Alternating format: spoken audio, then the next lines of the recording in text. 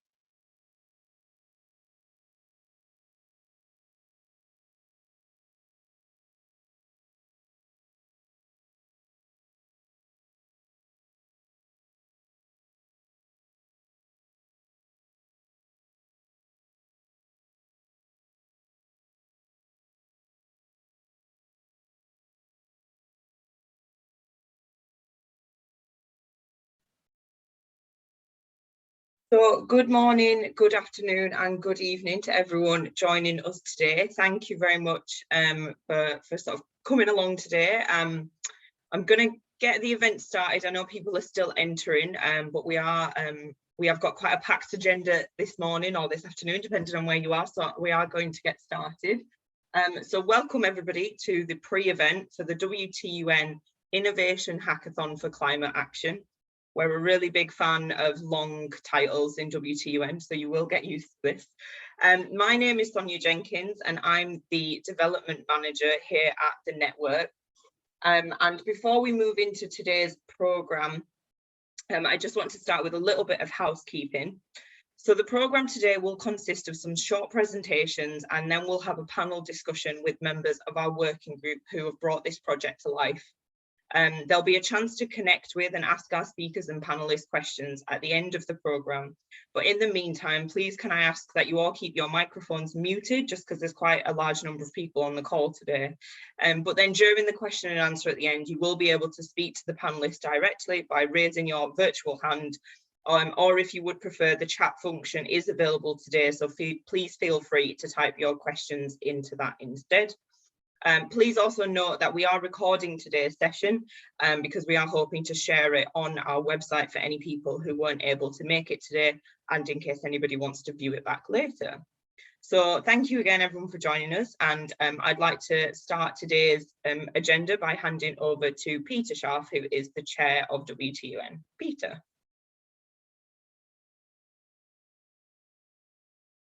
Peter, I think you're just on mute still. Yes. There we go. Okay. Thank you, dear Sonia.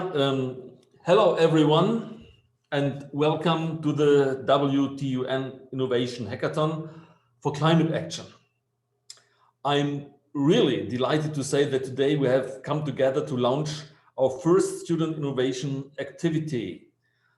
My name is Peter Scharf, and I'm the chair of the World Technology Universities Network.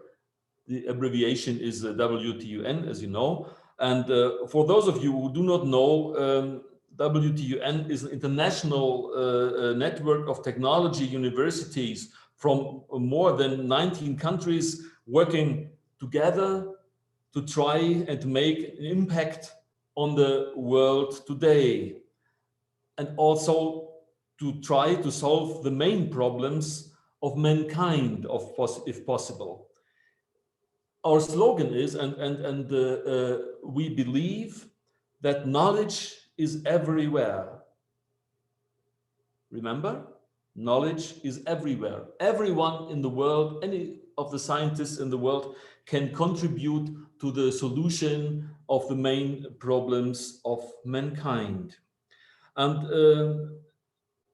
that knowledge is everywhere means that's why our members are very diverse, and we have universities that are both large and small, old and young, and public and private. But more importantly, today we recognize that it is not only the staff and academics at our universities that have the knowledge to make a difference. It is also the brilliant students. Universities are living organisms, and the students are substantial components of them. They are the most innovative group within the universities and the leaders of tomorrow.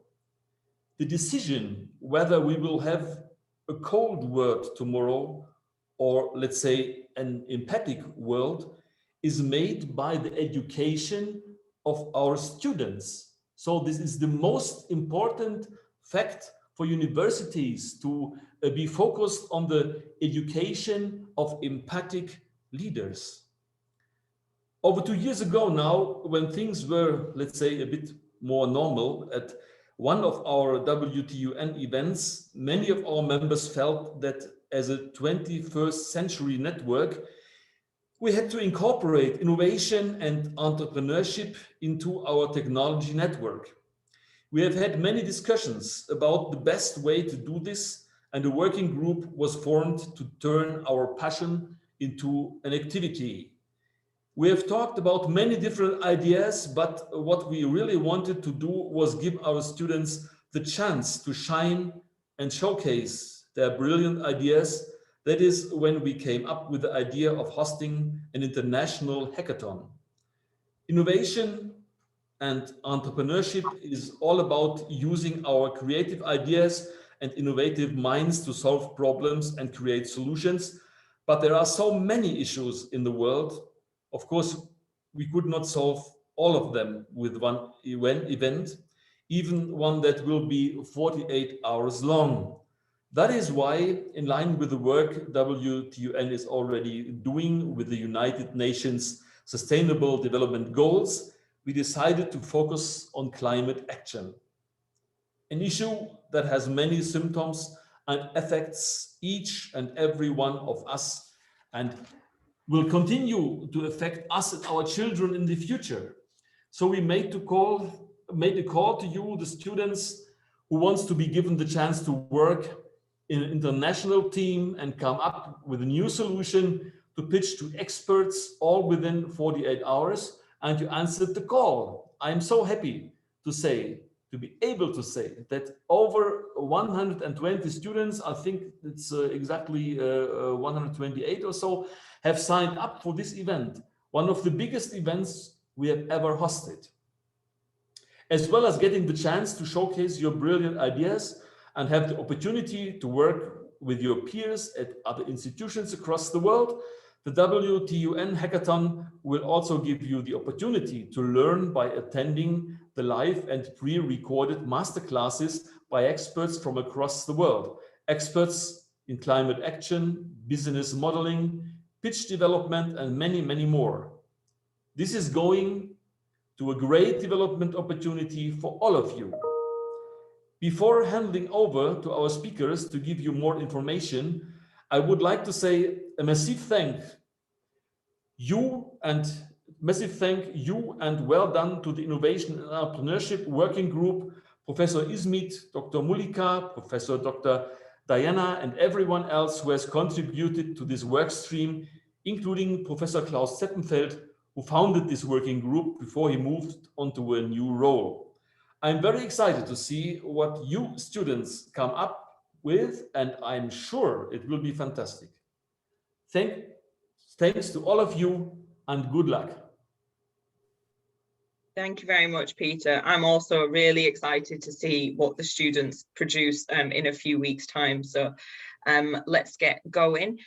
Next, I would like to hand over and introduce Professor P.B. Anand, who's a Professor of Public Policy and Sustainability at the University of Bradford.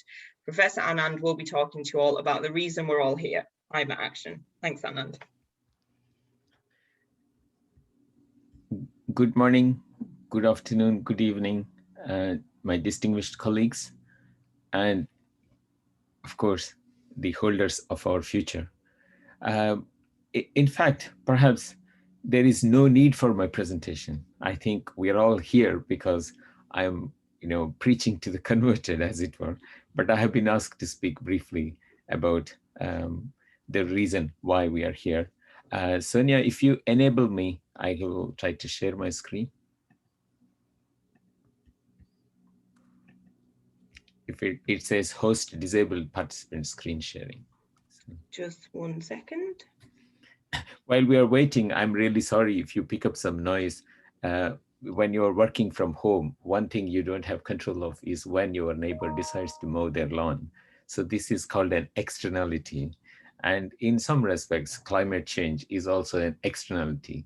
Every one of us, when we make an action, whether it is our kind of getting in a car and driving or our consumption, we are causing an externality. We are increasing the risk for someone in Maldives or someone in Bangladesh to face flooding and their house to be eroded.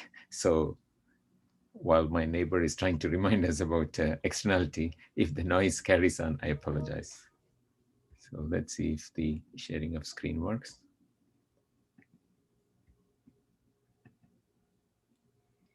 I hope you can see my screen.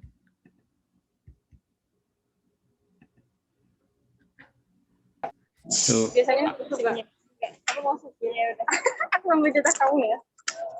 someone's mic is unmuted, so if you want to mute yourself. Thank you. Obviously, we are here very briefly to recap what is climate action and why we are here now. I'm Professor P.B. Anand, as Sonia said, I'm Professor of Public Policy and Sustainable Development. My specialization is in environmental economics. I started from technology. My first degree is in engineering, and I have a degree with distinction in engineering. But there was one paper I did in my 4 years of engineering, which is called economics. And in that one paper, there was a professor who really sparked my interest. And then, so I switched into economics and with several master's degrees and a PhD. So I'm speaking as an environmental economist. Of course, we all are familiar with some of these kind of arguments. Is climate change a lie or is it real? Is there a big delusion about energy? And of course, there are always in every country, there are people who are skeptics. So much of what I'm going to say is perhaps is addressed to those kind of people, not the people in this room who are already very enlightened, very aware. But in case we come across those kind of skeptics, we need to have our answers ready. So how to deal with climate change? Well, in some people's opinion, it seems we could close our eyes and wish the problem away. But it seems the evidence is abundant. We have seen these kind of events happening more frequently, more regularly. These are the forest fires from Australia. And we have also seen more frequent flooding events in England, for example, and there are much more devastating kind of hazards happening in other parts of the world. And if we can see all of these as the call of the canaries, that means there's a warning sign, and then act, perhaps something can be done. I'm just going to raise 5 questions. In Zoom, of course, it's very difficult to engage audience. We don't have the eye contact. So instead, I'm trying this. You don't have to post any answers, just for yourself, make a note. If you score 5 out of 5, then obviously, you're doing very well. I'm sure you will score 5 out of 5. So what does IPCC mean? I'm sure you know the answer. IPCC, you would have come across. Yeah, so the answer is Intergovernmental Panel on Climate Change, which is a global kind of body of scientists set up to advise the policymakers about climate. So which of these is not in the Paris Agreement? Paris Agreement was signed in 2015. Which of these is not in the Paris Agreement?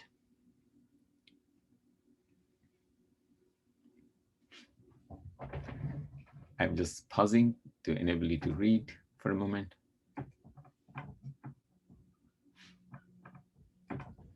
Okay, is it OECD countries, Annex 1 countries should pay for climate change adaptation? No, that's not in Paris Accord, that's in Kyoto Protocol.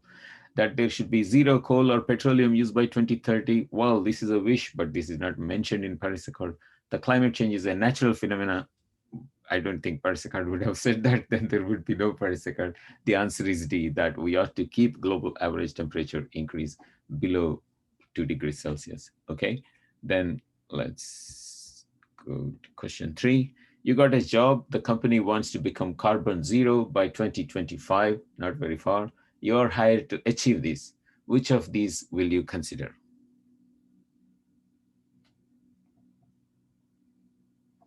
Is it A, finding out if there is an emissions trading system in the area?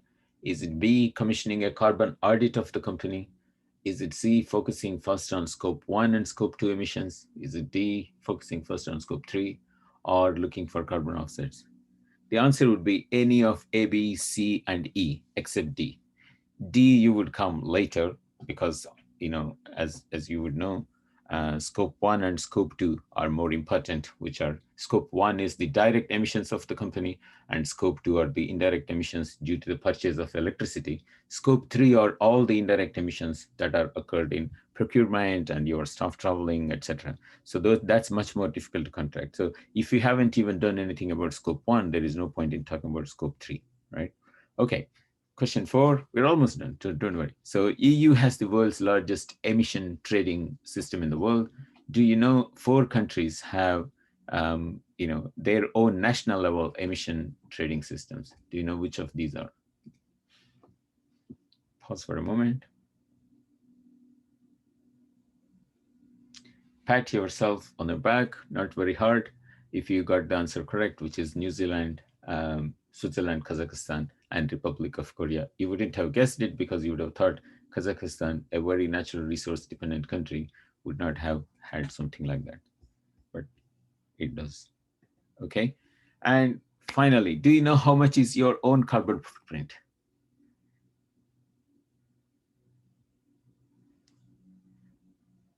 No, you should leave this room if you said, I don't have any carbon footprint. Either you are a yogi or you are leading such a brilliant, carbon-free life that we all are envious of. But if you don't know your carbon footprint, you can very easily find out. There are several online tools. Perhaps you would create one as well.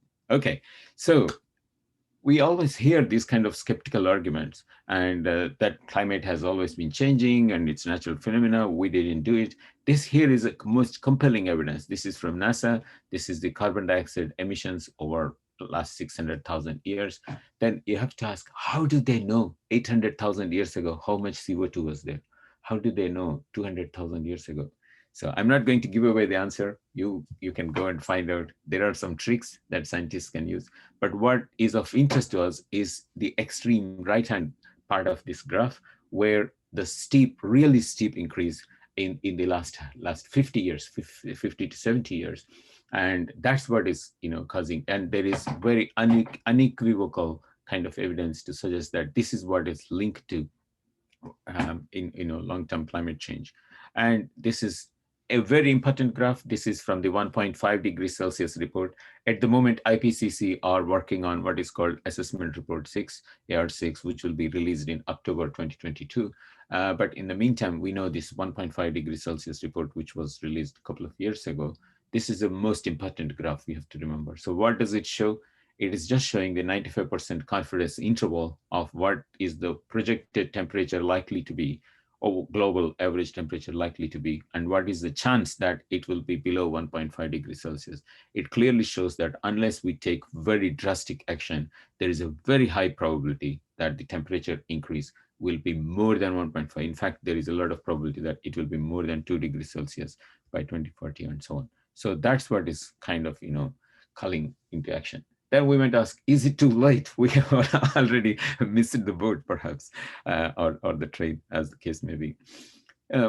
So this is the case where we have a lot of inspiration to draw from several people who have shown us that, it's not, all of us in this room, every one of you is very smart, but being smart in some fields is not necessarily the same as being climate smart. So what does climate smart mean? So we have a number of people who have shown the foresight, and here is one of our heroes, Wangari Maathai, and she's climate smart because you can read this quotation from her 2000 paper, in Speaking Truth to Power. She said, in 1970s, when they were trying to plant trees, the forester said that, oh, you can, if you want to plant 15 million trees, it's not going to happen because nobody is interested in trees. So, and this forester said, you can take as many saplings as you want. And pretty soon they had to withdraw that offer because these people were collecting tree, plants and planting everywhere. And because of her work, the Green Belt movement was born. I have 2 more slides and I will stop. So we know, people like David and Elizabeth Wanjiru, again, a youth activist, and of course, very successful business people who have built $1 billion companies. They can see some of these kind of opportunities. So when we ask this question, is it too late to act? I think there are also a lot of opportunities here, and so this hackathon I think is absolutely timely because it can address some of these questions. What do we need to do, and who should do it? Of course, everyone has to do it, and people, most important thing to remember: people are not stupid. So if they are doing things in a wrong way, so we have to understand: are there problems with incentives? Are there some fees and fines, etc.? Or will they help? Is it information that's going to help? Are there barriers to action? Is technologies, inhibiting them or supporting them, their action, and things like that? So I hope your, hackathon will generate some excellent ideas to address some of these questions. And the fundamental question always people ask is, sustainability is a luxury. What about people in low-income countries who are hungry, who need economic growth now, and can we afford it? For that, I think we have to see that number of people have already kind of shown us the examples, and that is that we have to move. Any one of the other 3 quadrants is not possible. So we have to move to the top right, which is we need to have economic prosperity, but in a sustainable way. So that's what I think where a lot of creativity is needed. So I can speak a lot more on these things, but let me stop here. Thank you very much.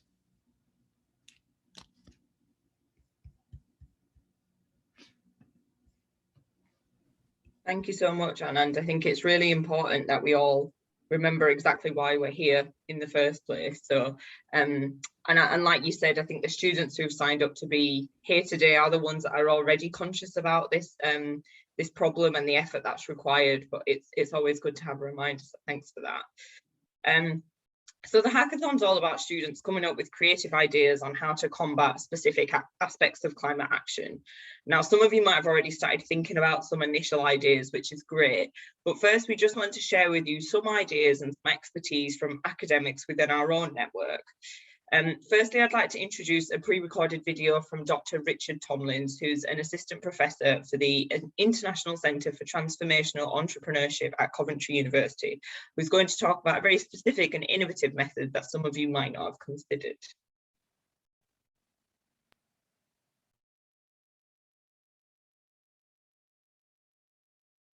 Hi, I'm Dr. Richard Tomlins from Coventry University. I'd love to be with you today. However, I've got an away day at a creative village in Coventry, which has a sustainable makerspace and lots of cool fashion stuff going, which is kind of the inspiration for this mini presentation, which is focused, of course, around your task to develop a new product or service to address climate change problems locally, nationally, or internationally. And my pitch is to persuade you to look at fashion.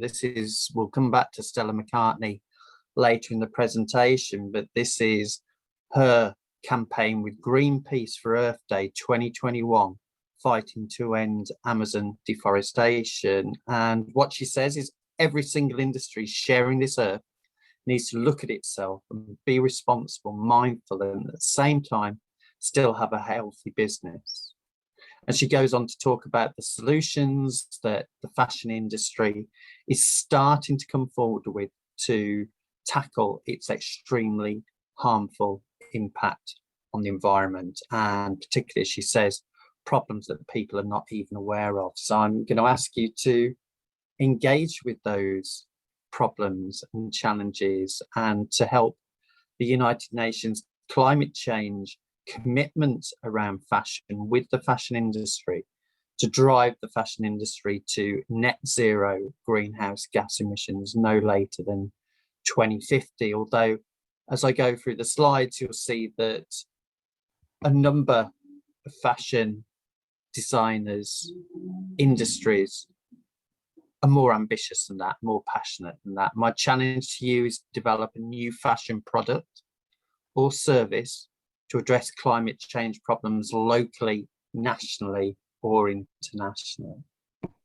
So I'm hoping you'll take this challenge up, and the context for this is that clothing production roughly doubled between 2000 and 2020, and we'll come back to how far that in itself is a problem to global warming as we go through the slides. Warming rather than warning.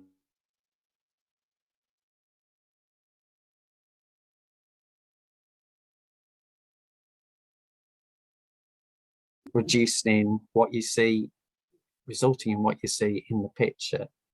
In Europe, fashion companies went from an average offering of 2 collections per year in 2000 to 5 in 2011, and companies like Zara putting out 24 collections a year, H&M between 12 and 16, and globally, think about how your part of the world is similar to Europe, maybe different to Europe, but globally we know that fashion is a problem. Fashion production is a problem because a lot of this clothing ends up in the dump. The equivalent of 1 garbage truck full of clothes is burned or dumped in a landfill every second. So the landfill is linked to climate change. However, being more specific about why you should choose this problem, and this slightly horrific picture of the young boy fishing out recyclables from this horribly polluted waterway. The fashion industry is responsible for 10% of humanity's carbon emissions, more emissions than all international flights and maritime shipping combined. The carbon emissions of fashion industries is roughly equivalent to that of Russia. If the fashion sector continues on its current trajectory, that share of the carbon budget could jump to 26% by 2050. And the fashion industry is also the second largest consumer of water worldwide. Washing clothes also releases 500,000 tons of microfibers into the ocean each year, the equivalent of 50 billion plastic bottles.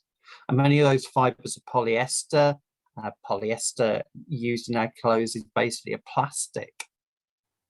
Producing polyester releases 2 or 3 times more carbon emissions than cotton, and polyester does not break down in the ocean.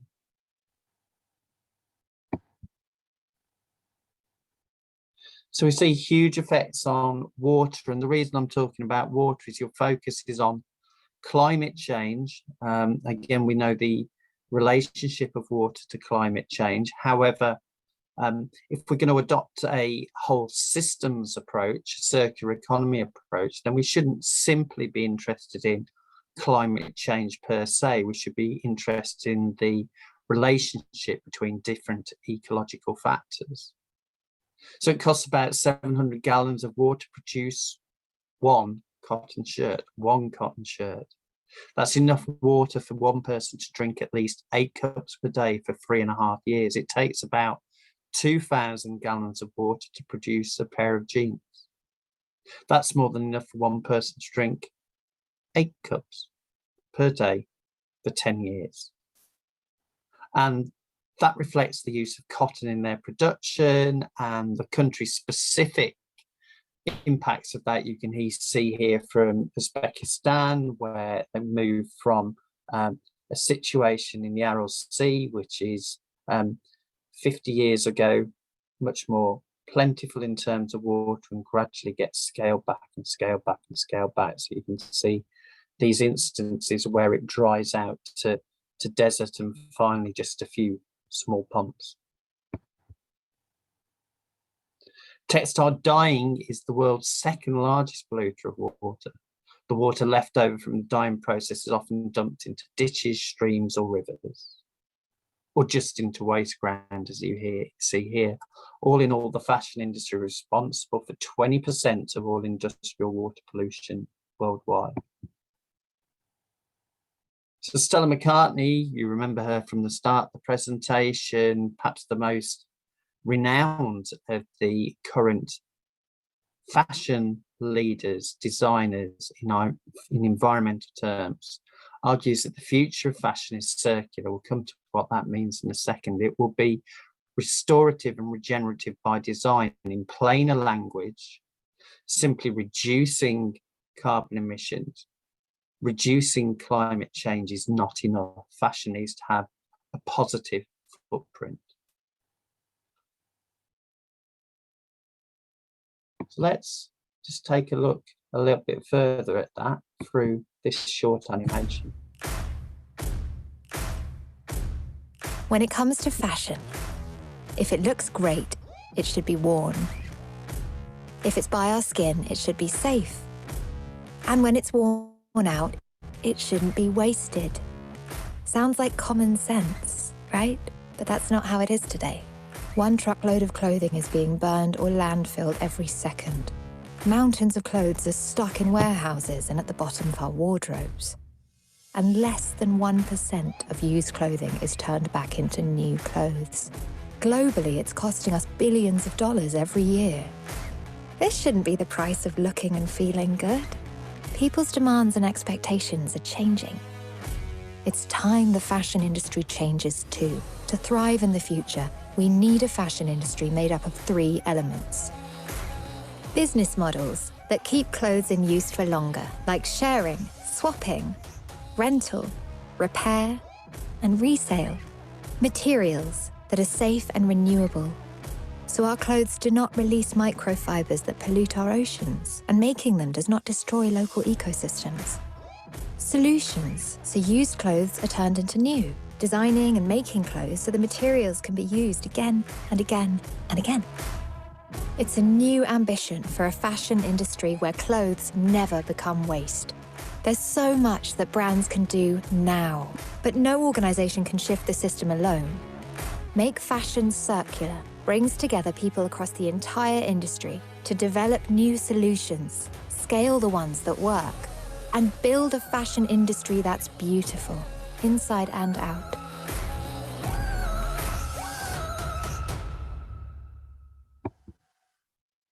So that neatly sums up your challenge. You could, in terms of your solution, as part of this project, you could go global. You could think about circular economy. You could think about how you design out waste in the production of clothes, and you design out the harmful impact on the environment and climate change, and this requirement to join up the fashion industry to work together. So perhaps you start thinking of a campaign.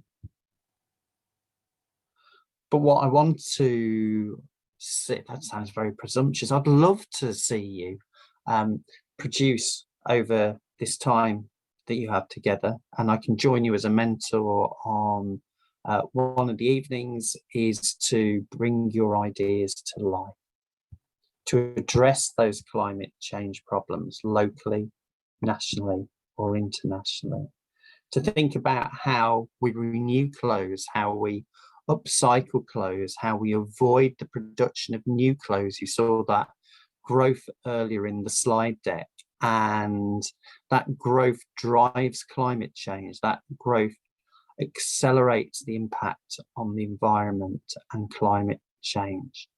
But if we do produce new clothes, can we find new ways of growing fabrics?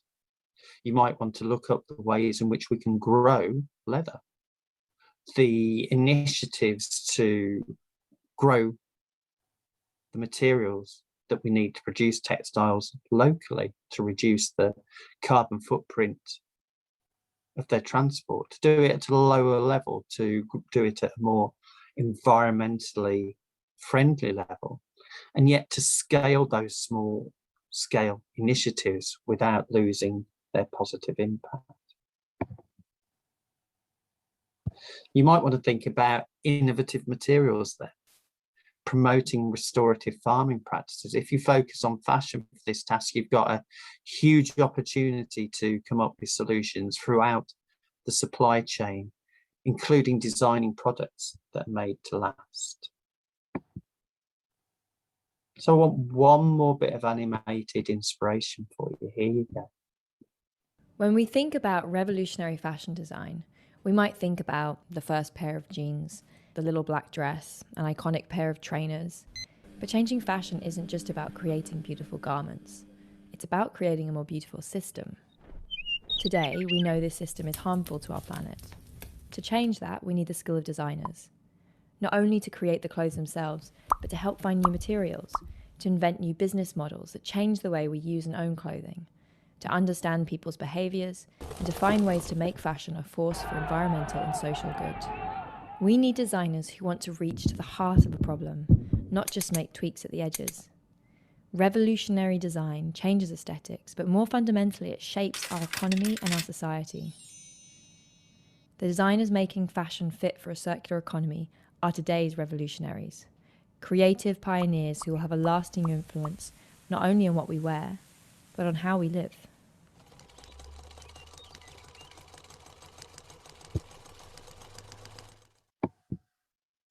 When we think about revolutionary fashion, There you go, you've got a hint of that twice. I'm not quite sure how that happens. So Ellen MacArthur Foundation is one of your resources, and what I've put together and what will be made available to you through our fine hosts is a little bit of a resource pack to get you going. So 7 different items, this slide deck, of course, and then an article from the World Economic Forum in terms of 5 ways that fashion can button up for a sustainable future. And then a super short article, but it's got some useful hyperlinks in there around 15 recycling efforts that are reshaping the fashion industry. And then if you want to hang your idea around a particular policy instrument or political, can't say my P's, can I, political statement, then this is, you'll find in your resource pack the information around the UN's Fashion Industry Charter for Climate Action, more from the World Economic Forum in terms of assessing whether fashion is bad for the environment. The short answer to that is yes, but at the moment.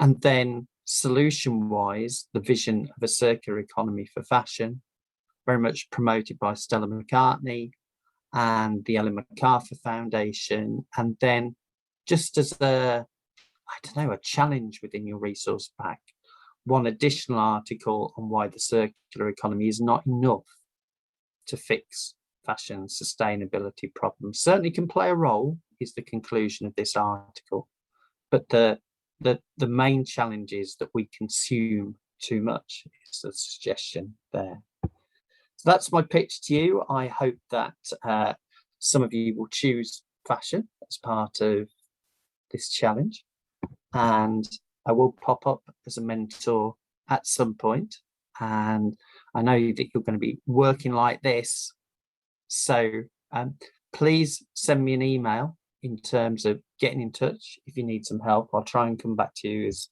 quickly as I can, and this is my contact detail, aa3252@coventry.ac.uk. But of course, colleagues within the session will have those details and be able to share them with you. So I hope that was useful. I hope that's given you some insight, and I look forward to hearing about your projects. Thank you for listening. Brilliant. So I really hope that's got some of you thinking maybe a little bit more outside of the box and outside of maybe some of the more traditional ideas that you might have already started having. So it'll be interesting to see if that's inspired any of you. Next, I'd like to introduce a video from Professor Sharifa Rafida Wan Alwi, who's a professor from the School of Chemical and Energy Engineering at University of Technology Malaysia. She's currently the chair for the Science Leadership Working Group under Young Scientist Network, Academy of Sciences Malaysia. And she's going to present a little bit about the challenges and opportunities in solving climate problems, including some of the work that she's doing.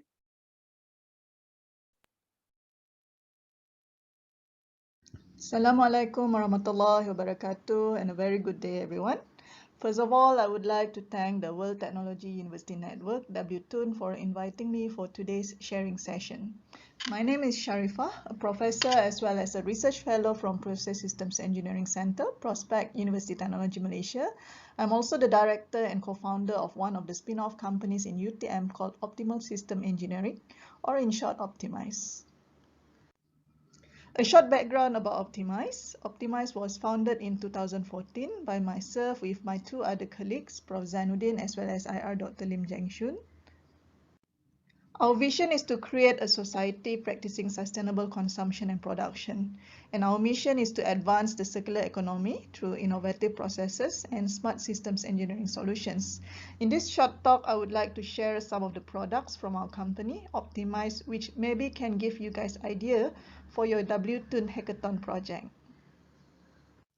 The first product is a product to promote energy behavior change in the building user. As you know, we use electricity in our daily lives, such as charging our smartphones, laptops, watching TV, air conditioning, and many more. And unless your city generates electricity from renewable energy sources, such as solar or hydro, it is likely that the electricity source is from fossil fuels, such as natural gas, coal, or others, which still emits greenhouse gases. So reducing energy consumption is one of the climate mitigation actions that can help our planet.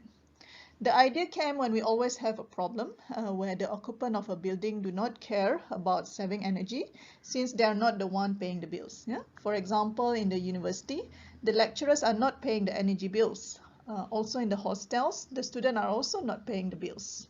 Although there are a lot of awareness programs, the behavior change is normally only for a while, and then people revert back to wasting energy again.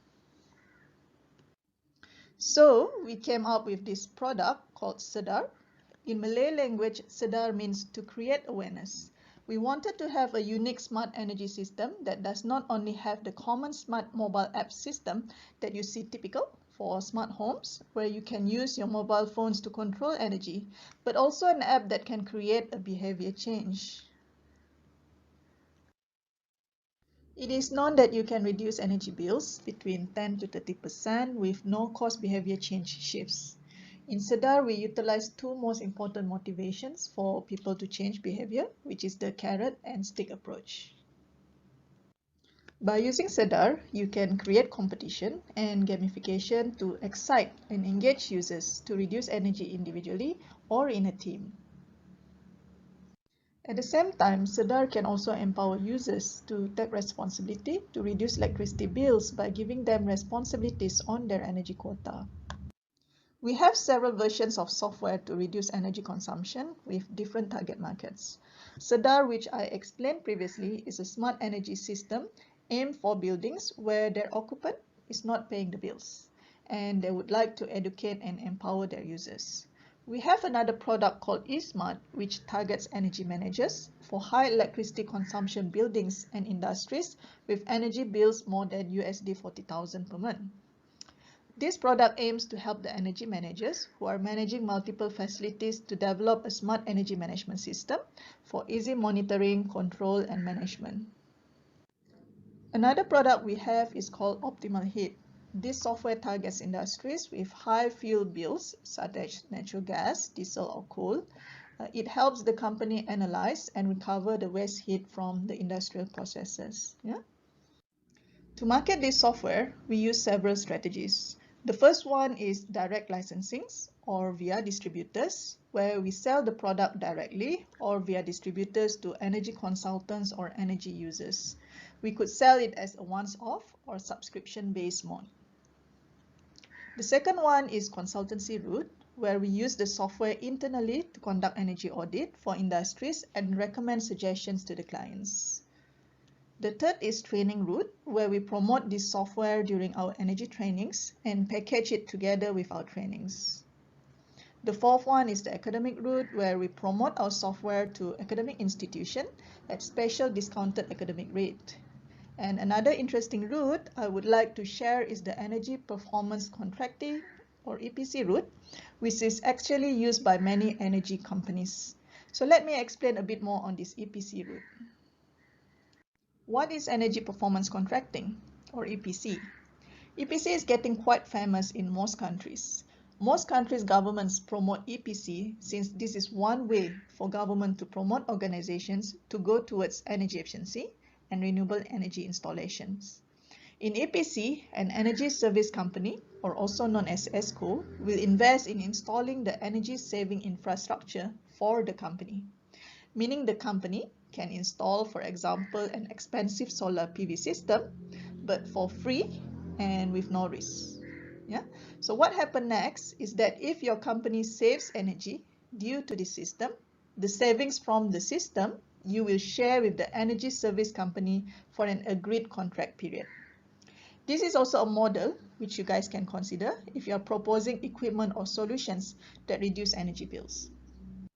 One of my tips if you go into the green business is that you should also study the current policy, regulations, incentives, and subsidies in the countries you are selling your product. With many countries going towards green initiatives, there are a lot of government policies, regulation, and incentive, which are opportunities that you can tap to sell your product or services. Yeah. So for example, in Malaysia, we have a regulation called EMIR 2008, which mandates high energy consumption companies to report their energy usage to appoint energy managers. We use this regulation to promote our eSmart software. Malaysia also supports energy performance contracting, the EPC which I mentioned previously, and provide a grant called the Energy Audit Conditional Grant, EACG, for companies to conduct energy audits, which are again opportunities for those promoting energy equipment and services. Again, with this opportunity, we utilize it to promote some of our products, such as optimal heat. Besides energy products, I would also like to share some other products related to climate action challenges. One of the most important transportation methods to send goods in bulks from one country to the other are via ships. Although transporting by ships gives relatively lower emissions per ton of products, ships are generally powered by large diesel engines operating on low-quality fuel oil, which emits huge amount of CO2, NOx, SOx, and PM10.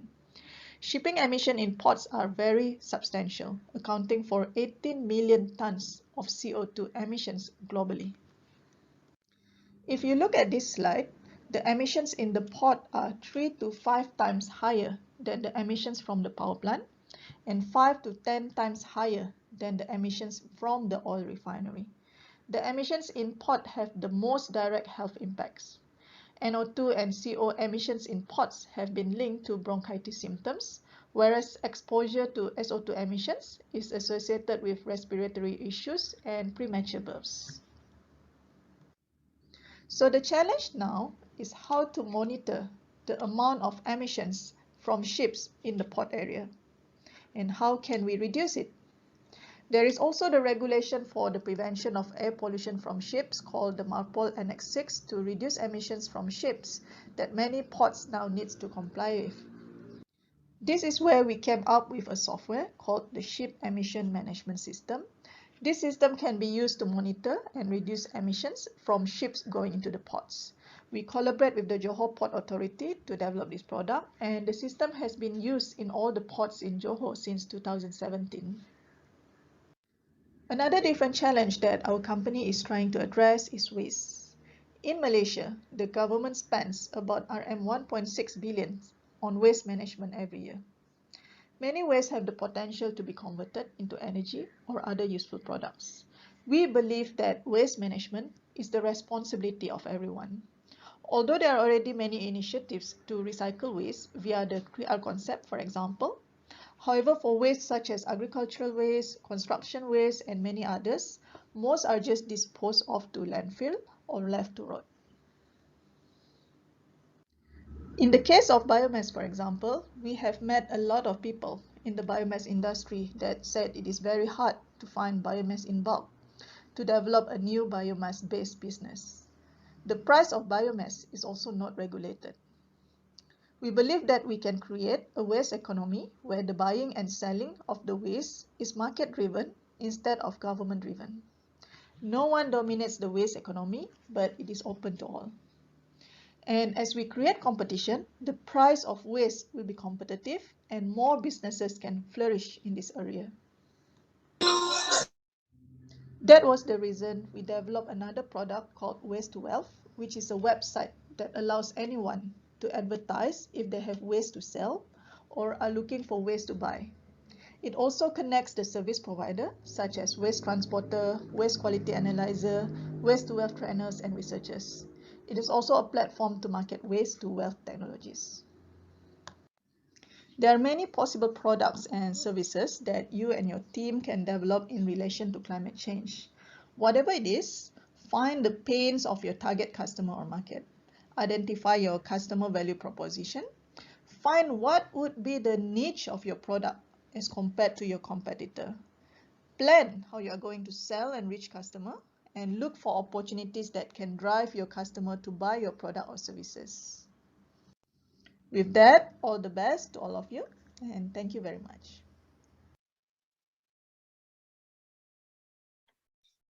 I really hope you were all making notes towards the end of that, because I think there was some really good points to remember in there when it comes to your own products and services. And I really hope that's inspired some of you, especially within those areas of business modeling and things that you need to look at. So it's been great to see some of the work that our own academics have been doing. And there will be a chance to ask them questions at the end of today's session if we have time. So we've heard about the climate problem, why we need to do something, and hopefully you've all started thinking about what you could possibly do. But now what we need to address is, what is a hackathon, what is the activity, and what will you be getting up to in a few weeks' time? So for this, I'd like to welcome our panel from the WTUN Innovation and Entrepreneurship Working Group. We have Professor Ismid, who's a Pro Vice Chancellor International from University Technology Malaysia. We have Dr. Mulika from the Suriname University of Technology, where she's the Director for the Centre of Entrepreneurship. We have Dr. Joan Lockyer, who's the Head of School for Strategy and Leadership, and also part of the International Centre for Transformational Entrepreneurship from Coventry University. And we also have Dr. Sankar, who is a Professor of Technology Management and Circular Economy at the University of Bradford. So thank you to all of you for joining us today.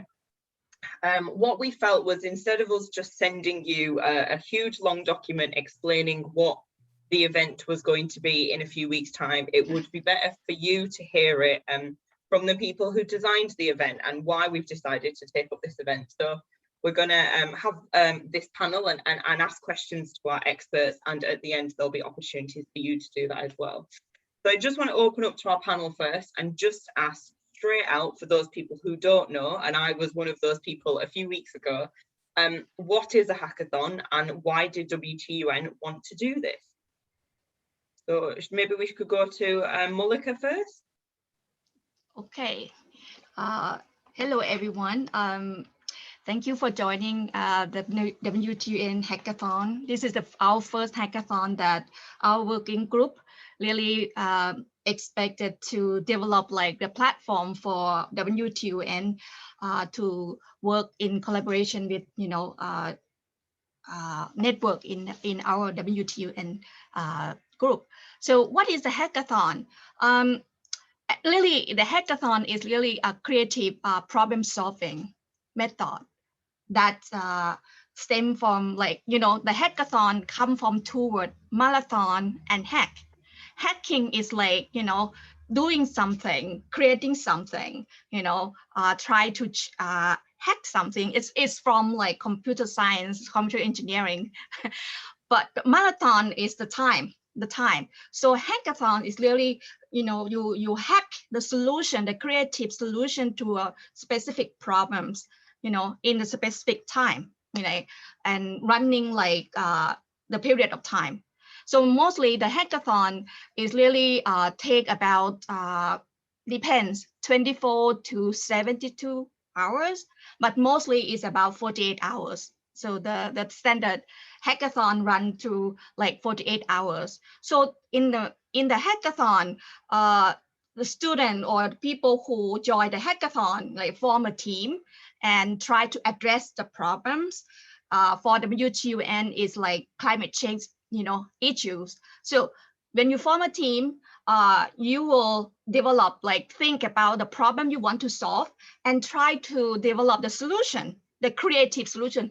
Again, it's innovative and creative solution. It's not like using the old solution and solve it. No, we're trying to be creative in solving like, complex solution. And then you will do that in like 48 hours. And then you will pitch, you will present your solution, and then people will ask you questions. That would be like the hackathon for, in general hackathon. And for the WTUN hackathon, we're gonna do something like this, but you incorporate like short lectures, maybe, thing that you might not know, like how to identify problems or how to do business models, how to think about value proposition, how to think about how, getting the customer into your solution, thing like that. So we would do short lecture incorporate into the making of the solution. So that would be my answer. Brilliant, thanks, Monica. Anybody else on the panel want to add anything specifically about the WTUN hackathon and how this event will work? Sankar, yeah? I can just add towards sort of the spirit of hackathon, what Monica really highlighted. I think it's essential, the timeline. I think people might debate saying, oh, 48 hours is not enough, but I think I think the principle here for participants is to really give that sort of free thinking, creative ways to address problems, not spending 1 month there. You might sit down and reflect on it. I think the essence here is to create that creative brainstorming where you will have, and I think that's where the spirit of having a 48-hour sort of window allows you to work in a team. Remember, you're working in a team that you tap into the different strengths and the skill sets that you will have as a team. So remember, you might want to think about the roles that you play, and that spirit is quite essential when you go towards this sort of 48-hour event where you have that ability to really tackle the problem at hand in a creative way, using the strengths and abilities of your team. Brilliant, thank you.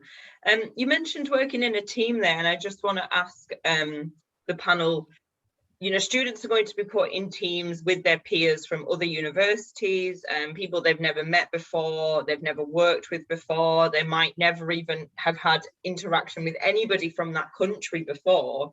What advice do some of you have for students to do this, especially now that we're in a virtual environment, especially that it's going to be over a day and night period of time over different time zones? What advice have you got for our students who'll be working with new people in this strange setup? Joan? Hi, Sonia. Oh, we'll go to Joan first, and then we'll come to you, Professor Ismin. So, I mean, our history, my experience is that students quite often don't like teams. They don't like group working. They find it a real challenge. And entrepreneurial students in particular, because everybody has got the best idea. Everybody's always got the smartest moves. The real trick with working in teams in this context is to really suss out the strengths of your team colleagues and work out who can do the thing that you need them to do the best. So take a little bit of time at the beginning to get to know each other. I mean, there's that rush to try and establish your presence in the team and show what you can add and where your value and your particular brilliance might come from. But just give each other a little bit of time would be my advice. And really working out who's the good finance person, who the good logistics person is, who's the tech person, who is the person that can solve that particular problem at that particular stage. As Sankar said, you've got to break this down into doable tasks so that everybody gets to do the thing that they can do best. And give the quiet people a chance to speak. Not everybody's going to run to the front of the queue first of all and say, hands up, I can do this. You might have to tease out from some of your team members what their particular gift is. but that's such a valuable thing to do. That would be my pearl of wisdom for starting to get your teams constructed. Great, thank you, Joan. Ismit? Yes, I think I have to admit that I was greatly inspired by the speakers today. And also I have to admit that this is my first hackathon. I've never been involved in a hackathon before, but I really like the idea. And I think if you ask me about how can we do this, despite being in different universities, different races, different cultures, I think we have to understand that the problem of climate change does not recognize which country you're from or what language you speak or what religion you are. I mean, we are all impacted by the climate change. So I think this is the real situation that we're facing now. So I think as participants, you have to be more open-minded, you have to learn more about each other. Somehow or other, to solve this global problem, we have to do it globally. So I see that hackathons is actually an inclusive way of solving problems.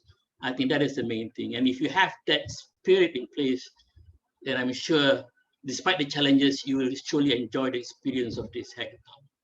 Thank you. Brilliant, thank you. And you touched there upon the fact that climate action, climate change is something that affects all of us, and that's what we should keep bringing it back to. And I just want to go to Sankar for a second, and we've heard from Anand today as well, and across those talks about just how huge the climate action problem is. It affects almost every single part of our lives across the world in one way or another. For students who haven't maybe come with a specific idea already, climate action is huge. How would you begin to decide exactly which part of it you want to tackle before you even get to the point of your initial idea? What advice have you got around that area? Sure, thank you, Sonia. So I think as a participant or in your team, you're working towards it, literally understand what the problem is at hand. You might have your own experience or strengths. Look at some research, as you would do. You have a little bit of time to spend on what the climate action goals are. There's a lot of information in your fingertips these days on the internet. So look at the Sustainable Development Goals to start off with, and look at what has already been happening in a climate action sort of way, and look at some of the intriguing sectors that the speakers were talking about, the fashion, which you might relate to, or food sector. Think about day-to-day even the local challenges that you might experience that is actually a global problem, like Ismet mentioned. So draw from your strengths. I always say that draw from your local knowledge and challenges that are evident in different sectors. Look at what's already been happening from a Sustainable Development Goals. Climate action is one element of it. Remember that all of them actually link to each other. So the focus and the niche is important, but start broad. I think it's important to start broad. Don't fix yourself in an a problem that you think already exists. It might be, but think about it and then narrow down to real challenges of what's already out there, aligned to the Sustainable Development Goals. Sector-wise, that might be a strategy to focus, narrow down strengths of what you have as a team as well. Again, think about the ability that you might have some crazy ideas, which is amazing, but think about the reality of if that the problem is going to be viable. So test those things. I know it's only 48 hours, but those might be the areas of how you narrow down a large problem to a focused way of checking if it's a reality and that you might be able to tackle it. Does that make sense? Yeah, definitely. I think so. Anybody from the panel want to add anything else to that? Yes, Malika. Yeah, I think one thing that I've seen students have tried to do is focus on solution first. So when tackle these type of issues, try not to just hold on just your solution and then I have this solution, I want to find ways to explore my solution. That is like so difficult and it's break the team. It's always break the team. So I would suggest quite similar to what Chanka have talked. I would prefer suggest that students choose the thing that they think, oh, I cannot stand it, or I cannot live with that anymore. It need to be changed. So if you have that things, pick that one, because it's gonna drive you, because you're gonna work hard in 48 hours, because you need to spend time researching, analyzing, thinking, designing solution, discuss with your friend within 48 hours. Okay, you can do research before that, but again, 48 hours, that is not that long. So you will keep, you know, you need things to motivate you to do that. So that would be the starting point. Think about the thing that you cannot stand it anymore. So think about that problem. Yes. Yeah, let the passion drive you. Brilliant. Yeah. Joan? Yeah, I would pick up, I would say, all of the above, which is really good advice. But I think be realistic. I'm not saying be modest in your expectations, not by any means. You know, go for whatever is driving your passion. But what each of our speakers has reminded us is the circular economy. Other people's waste is an input to a solution. So maybe a good place to start is, as Malika says, what is the thing that really bugs you? What is the thing that really upsets you, angers you? And maybe that thing will be the driving passion, but it could be also that thing is the input to a solution. So it's not about how do you eradicate waste per se, but how do you then use that as an input to something? So how can you transform something that already exists into something that can be beneficial to society in some other way? And these can be little things. They don't have to be huge things. You know, little is good too. So keep an eye on what is achievable, as well as the bigger, global ideas that may drive your passions. Brilliant, thank you. And Professor Ismid?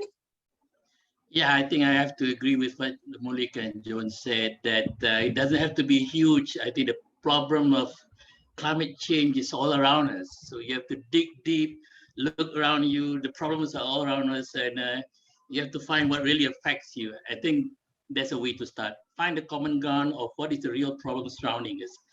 Don't go too far. Brilliant, thank you. So we mentioned right at the start of today's session that at the moment we've had over 120 students register for this event. So that's absolutely fantastic.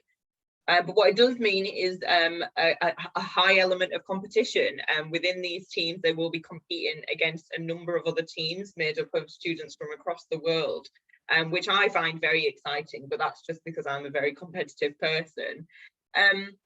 I know that there's some milestones which are involved in the event, which I'm just going to list off, and then I wonder if our panel can just give some advice to the students about how to stand out, maybe specifically in these milestone areas, but how do you stand out, and what will our sort of experts and judges be looking for? So the milestones that the group have identified that they really want the students to focus on are identification of problem and initial idea, prototyping of their concept, business modeling, finance and marketing, and also pitch development. So don't worry, we don't expect you to memorize all these things. You will be getting a lot more information about these before the event over the next few weeks, but how do these students stand out? How do they showcase their ideas to you? And what, as experts, will you be looking for in these pitches at the end of the event?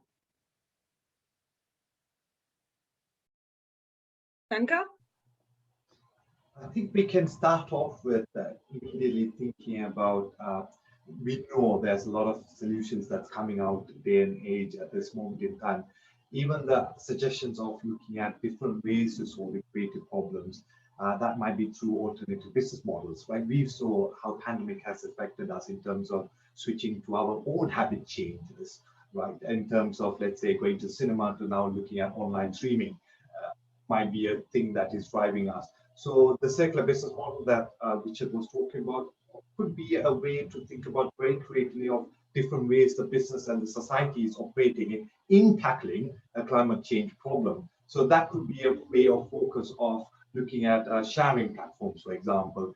That can be a way to really differentiate how your model is working, or designing creative ways of the pollution, sort of looking at packaging, for example. And that might be a way to tackle sort of issues. So I'm thinking you will have, it's again based on, you don't need to have a dramatic sort of coming out with a new sort of penicillin idea or anything as such. It can be small changes but really resonating to sort of the areas that creative ways to solve problems. I think that will help you stand out. It might be something that already happens, but in a different rental model or lease model. So think about different ways of creating that business models. I take the classic example of how the linear economy has worked, or traditional sort of businesses work, right? You created a product, so take something, you made it, and then you disposed it, right? Now think about completely about you take, make, and reuse, so a circular sort of a model. So it could be to a traditional sort of ways the business is operated, but looking at the new concepts where it'll help you to upcycle, reuse, and a lot of examples out there that's already happening. So go from that, but to address your own specific problem. So that's one way of differentiating and what the customers or your target audience really do require. So that's a little bit of tip from my side. Brilliant, thank you. Joan? I wasn't muted for once. I think that's a great idea, and you know, it's about using the resources that you have. I think looking at the resources that you have, and your team is your best resource by far, and try and solve the problem that your resources will steer you towards. So if you've got an engineer in there, what can she or he add about engineering that will help you think about an engineering solution to something, a process improvement, how to make something faster, cheaper, quicker. If you have, you know, I don't know, someone who is a chemist, or how can you make use of their knowledge within your team? And then all of the other peripheral knowledges are, how do you optimize? So how can you, do you have someone who's great at finance? How can they help you work out the numbers? Someone who's great at marketing, who can look at where target audience for this might be. So it's about resources for me. Get to know your resources and make them work as efficiently as possible for you. And I think whether, as Zidmid says, it's a small or a big thing, it's optimizing those resources to the best effect. That's really where I think, the winning team might come from. So they know that, have they identified a problem, have they marshaled their resources, have they come up with a viable solution for that problem? I was going to say 3 easy steps. It's simple as that. Simple as that. So it's just important for our students to know that it's not about coming up with that necessarily the most brilliant, innovative, life-changing, world-changing idea. We'll actually be focusing a lot on how has the team worked together, how have they utilized their resources and the expertise within the team as well. So that's really great. Just a couple more questions and then we'll open it up to the floor before we finish off.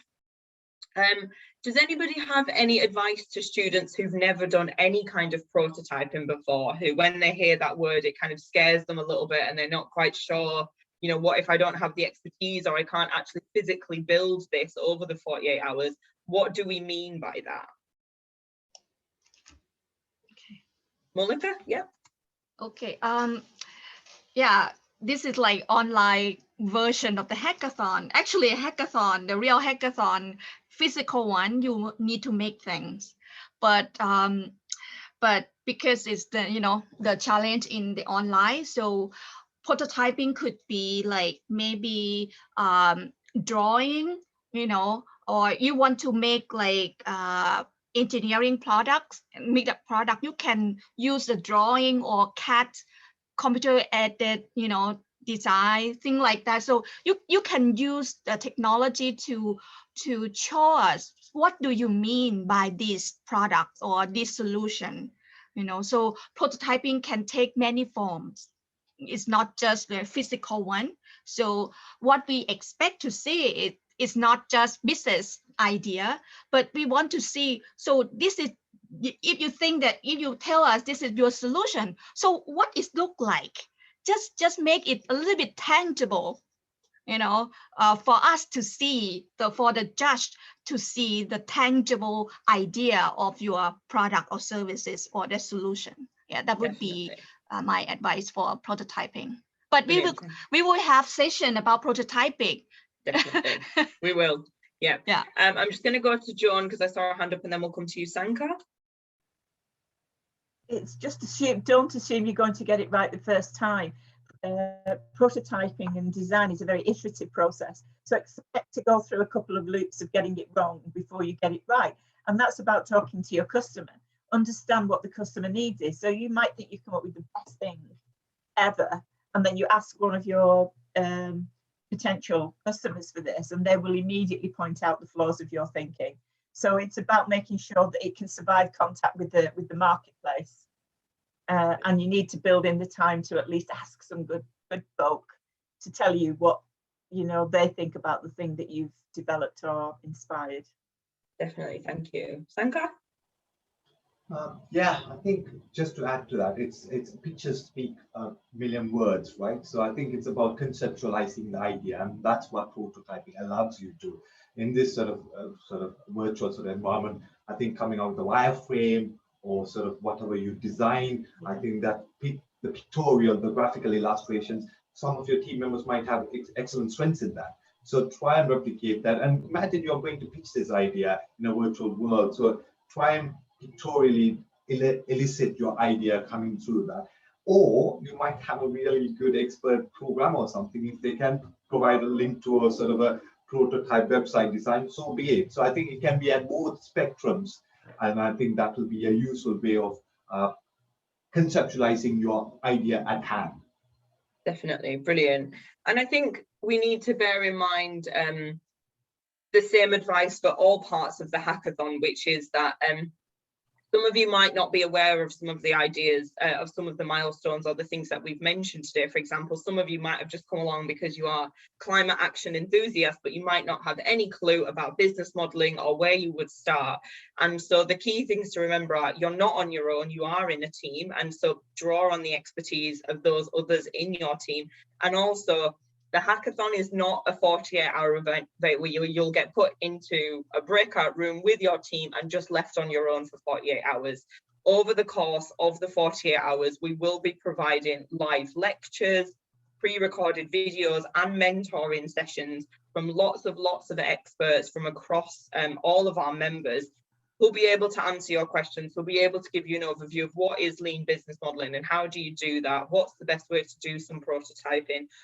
Or maybe you can just go and ask them questions like, this is our product, we have no idea how to do this about it. So remember that this is also a learning opportunity, it's a development opportunity. It's not just about sticking you with 4 other strangers for 2 days and seeing what happens, although I think that's going to be quite interesting in itself. So there's a couple of questions I think coming into the chat. The final one about me, from me, is quite personal. It's just, do we have to stay awake for all 48 hours? Because that's something that I am personally concerned about. I'm sure the students are fine. They've been known when I was a student to be awake and asleep at probably not the most appropriate times of the day. But how, I suppose the question is, how do we encourage our students to make the most of this 48-hour situation, knowing that they probably do need some time to eat, sleep, you know, those kinds of things? What advice do we give our students to make it through that time? Joan? Yeah, I was going to say, I've done 2 of these when I was younger, I have to say, and they're killers, they can be. But, our students do amazingly well, actually, with a cat nap. So a 15-minute nap in between things, just to sort of regroup a little bit.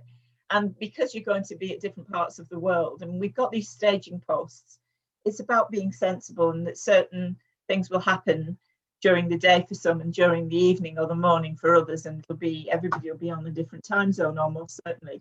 So it's about working with your teammates and making sure that when they're at their optimum, they are able to do the thing that they can do whilst you perhaps take a little bit of a break. But go for it, see what you can do in that time. It's precious, every minute is useful. So I would say stick it out if you can. Yeah, lots of coffee. Lots of coffee. We encourage that here at WTUN. Yeah. Anything further from any of our panel members? Any other general advice as well? Not. Yeah. Oh, yeah. Oh, go ahead, Sankar. No, Monica, go for it. Okay.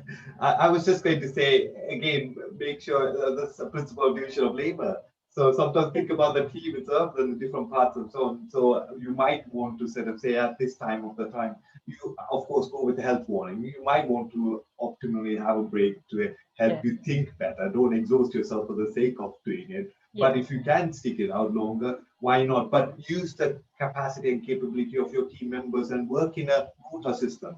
So that could be a friendly tip. Monica, sorry, over to you as well. No, quite similar. Napping is still good. You know, you cannot like, you know, over exhausted yourself in 48 hours.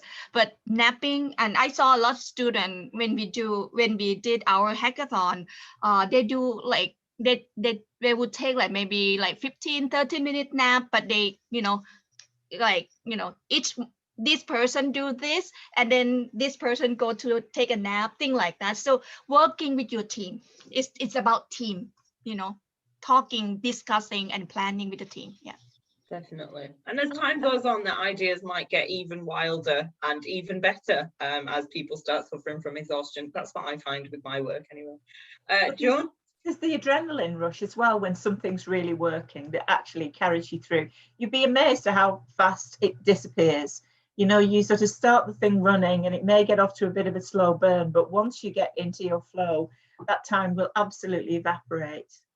But the health warning is a serious one. You know, really do try and a little cat nap every now and again. Yeah, I got a few students in my class who are gamers. Yeah. They are all night playing games. I'm sure they do well. Brilliant. Sankar, did you have something to add there? And I was saying that even if sometimes the time I take a break, if something's not working, you might want to give it yourself some rest and then come back to the problem. Might help you. So I think, just work on the basis of how things move on based on your team capacity.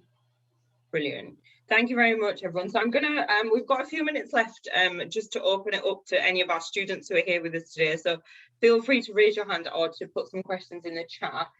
There's a couple just here which I'm gonna put to our panel now. So we've got one that says, if I have a solution for the problem that's naturally occurring, how can I justify my solution if one of the effective ones in just 48 hours?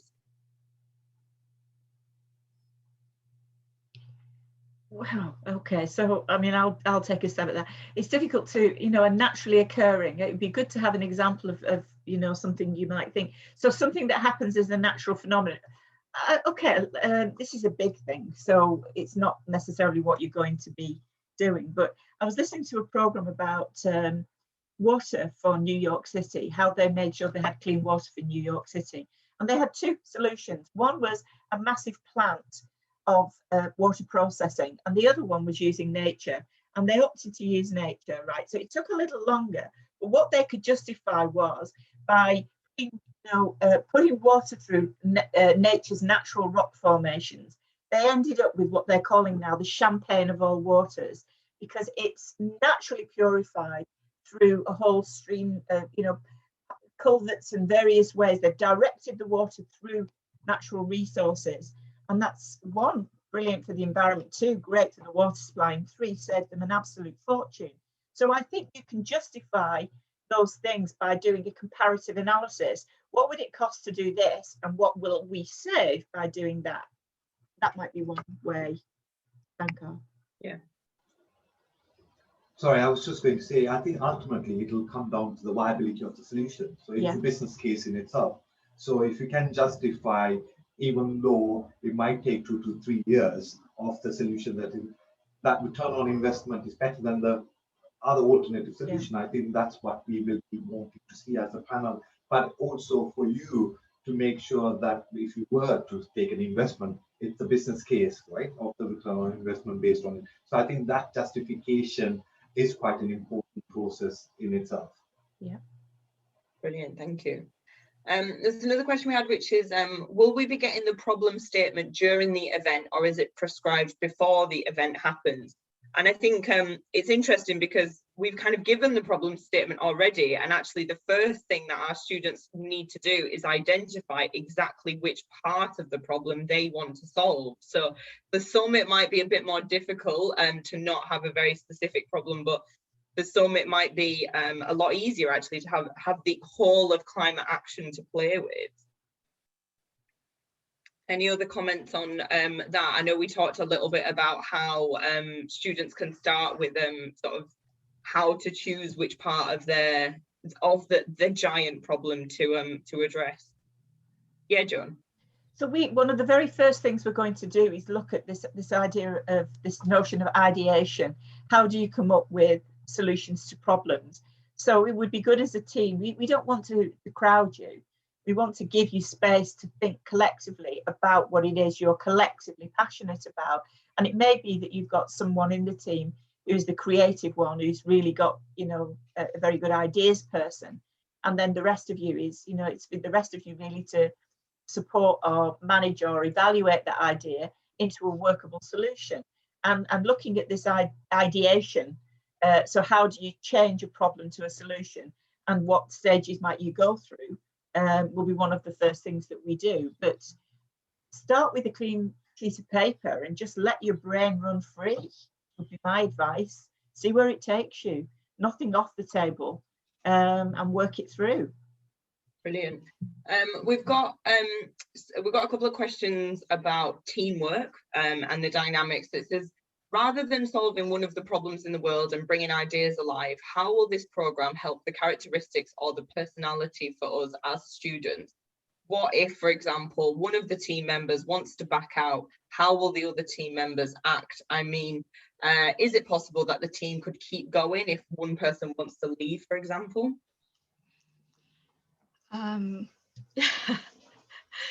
Yeah, this is always going to happen in the team environment, and actually the first thing, I think we plan the program on team building. Okay, before you even get to the hackathon, the real hackathon. After we assign a team, we will have session, you know, team building session, and then we will try to help you get to know each other, because most of the time when you start working in 48 hours and you don't know each other, that's gonna happen, that you're gonna back out.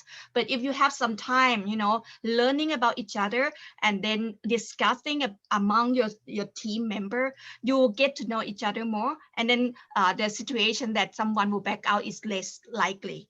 But if the case that someone will back out from the team, would that be possible?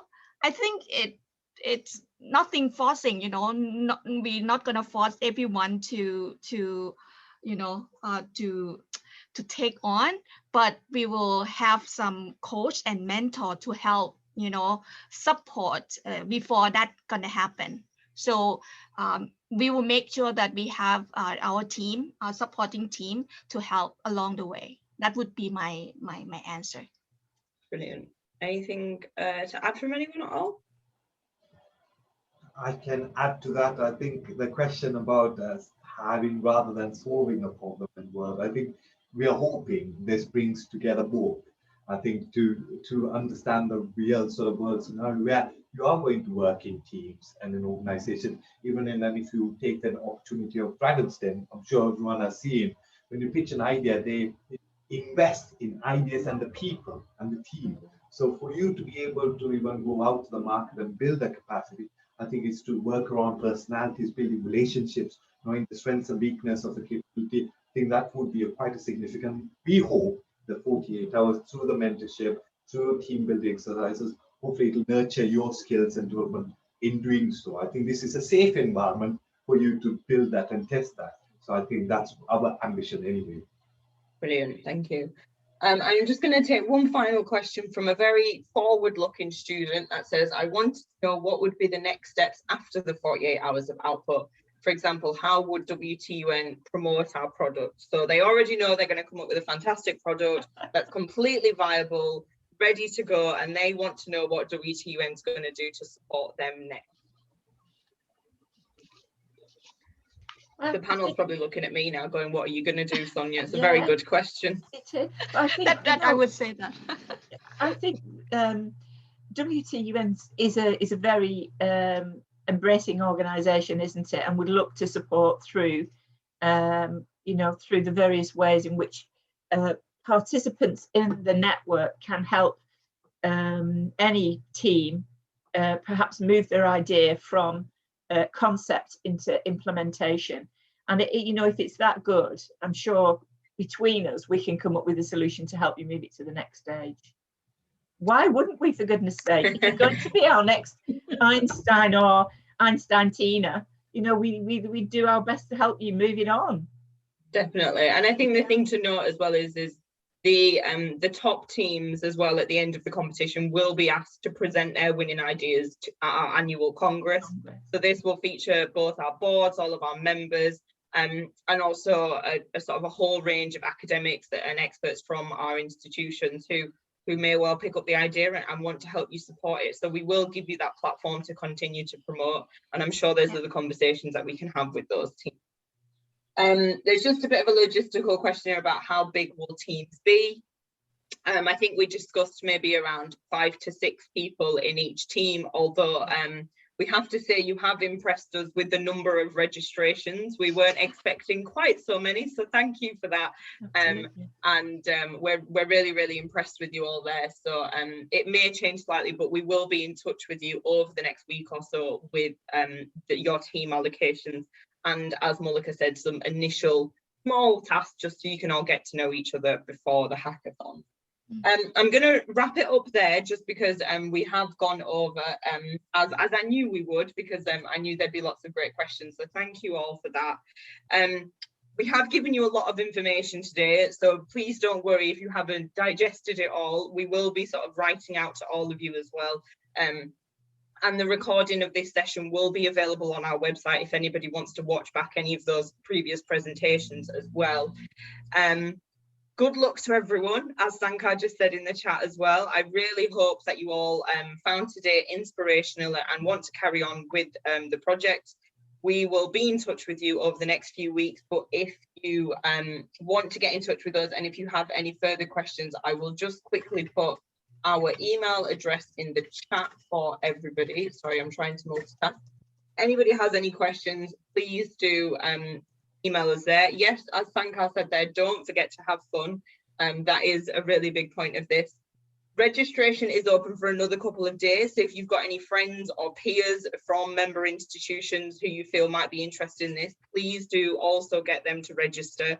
And after registration closes on the 10th, we will be in touch with you with your team. I think that's everything. Thank you again, everyone. Thank you to our panelists. Thank you to our speakers, everyone who's contributed. Thanks to everyone from WTUN, and we will speak to you all soon. Thank you very much, everybody. Thank you. Bye. Bye.